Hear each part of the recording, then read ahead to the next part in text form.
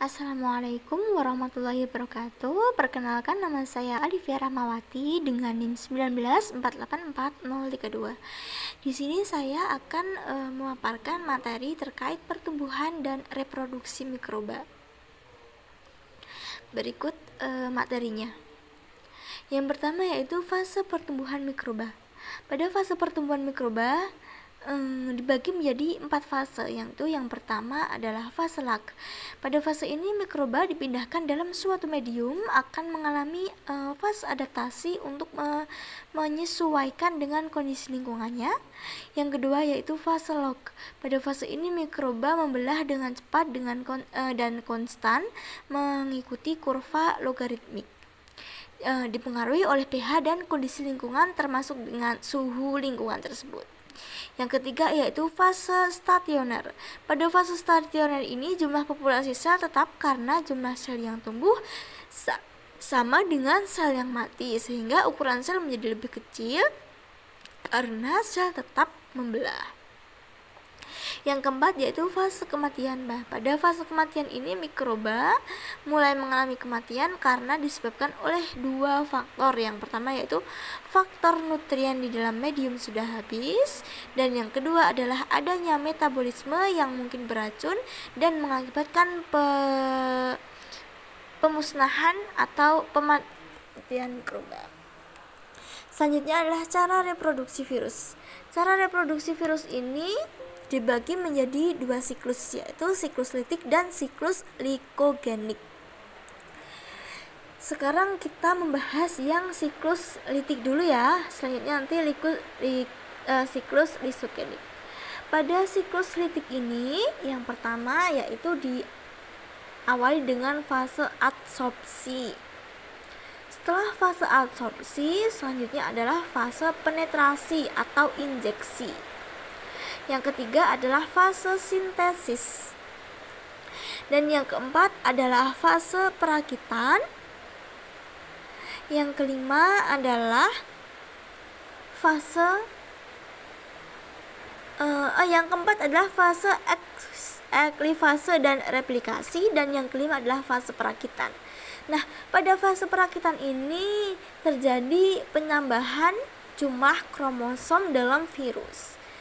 Selanjutnya yang keenam adalah fase lisis. Pada fase lisis ini virus baru akan keluar dari sel inang dengan membelah dinding-dinding sel. Jadi dari sel-sel tadi, dari kromosom virus tadi membelah kecil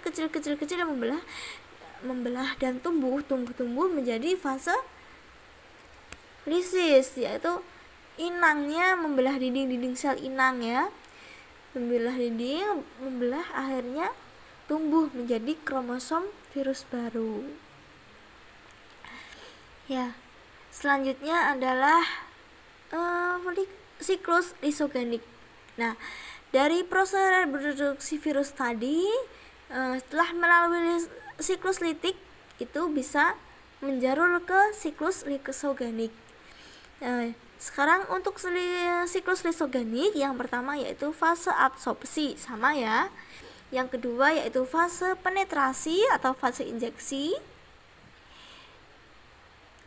Kemudian membelah menjadi fase penggabungan, fase pembelahan, dan setiap bakteri membawa virus profag. Selanjutnya adalah faktor yang mempengaruhi hidup dan penyebaran virus corona. Yang pertama yaitu melalui droplet, yaitu peracikan air yang keluar dari saluran pernapasan ketika seseorang bersin atau batuk. Yang kedua yaitu melalui kontak fisik, yaitu bersentuhan atau berjabat tangan dengan penderita yang terpapar virus COVID-19. Yang ketiga yaitu melalui permukaan yang terkontaminasi, yaitu menyentuh barang yang mungkin saja sudah terkontaminasi oleh penderita COVID. Yang keempat adalah melalui udara, melalui ventilasi pada suatu ruangan tertutup dan virus mudah menyebar. Jadi ini lewat udara ya.